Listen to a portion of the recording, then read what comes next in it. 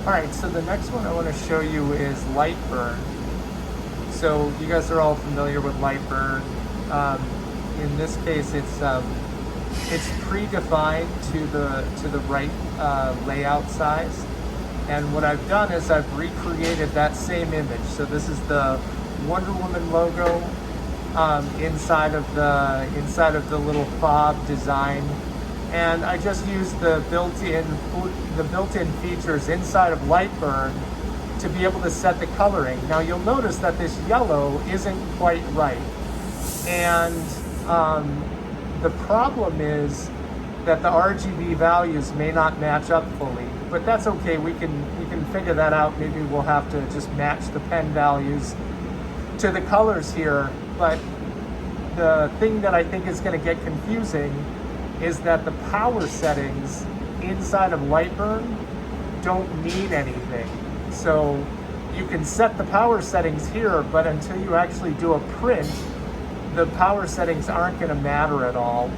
And you'll still have to do it in the dialog, and I'll show you that.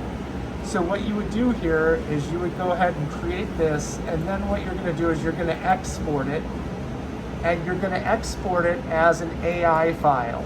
So this will create the AI file, and we're going to go ahead and put it, in this case, we're going to put it in the GCC folder, and we're going to call it JF Wonder Woman Test 02, and it's 29 October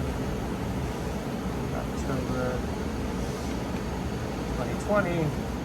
.ai, and we'll go ahead and save it. So you can use Lightburn to create it all, but then when you actually print it, to get it to the printer, what you're going to need to do is you're going to need to fire up Adobe Illustrator and actually have it open that AI file. The problem that I have right now is that we're not logged into Adobe Illustrator, so I can't actually get in and show you how this would work.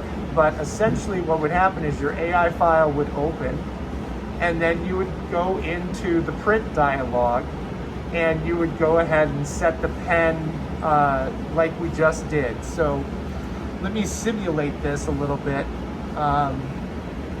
by showing you what that would look like.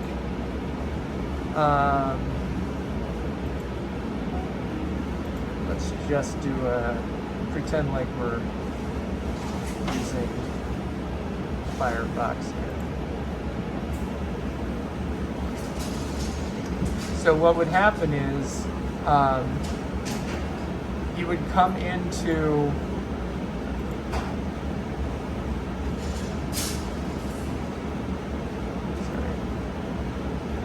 I wasn't prepared for the Adobe Illustrator not to work. My apologies. So you would go ahead and print from Adobe Illustrator, and you'd do the same thing here. You'd select manual color fill, and then you'd have to come here to the pen, and you'd need to set these things. So here, let's say we wanted this to be a cut, so we'd set the speed to 21,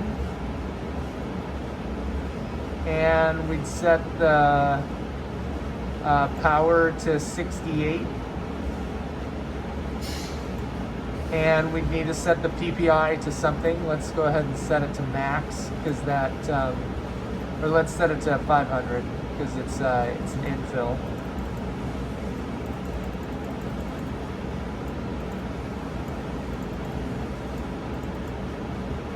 And then for the red is a cut. So we're going to set the, well, here we have the speed set to 165. So we'll just do the same thing. 165. We'll set the PPI to max. And then we'd set the repeat to 5 or something like that to get a cut. And then what we would need to do is we'd need to match this yellow to this yellow. I honestly have no idea what RGB value this was. I tried to look at it inside of Lightburn, but I don't see any way to actually get at what the RGB value is for this yellow here, and I don't actually see how to change the yellow. But at the same time, I'm not any kind of Lightburn guru, so somebody else may know how to do this better than I do. But you would essentially need to change this yellow to be that same color as this. So, you could probably adjust it a little bit, maybe it's that, right? And then I can add it to custom colors. I would go ahead and select that. And so now that yellow is hopefully the same as that yellow, and I would go ahead and set it to, a 165 again, so it matches what's there, and set the PPI to some number, probably 500, and then go ahead and hit OK, and then go ahead and hit print, and that would push the job to the printer. So you can use this area in Lightburn as sort of a cheat sheet for what you want your speed and power settings to be. There is no PPI setting inside of Lightburn that I'm aware of, so you're going to have to know PPI yourself, but this way you could use Lightburn to create it, but you have to do 2 programs to print it.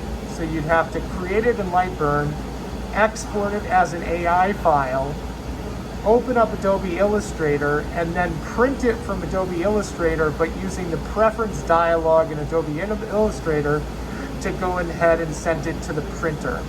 Now we're not going to do it because Adobe Illustrator isn't working right now, but that's the steps that you would basically go through to start in Lightburn and go ahead and print it on the GCC.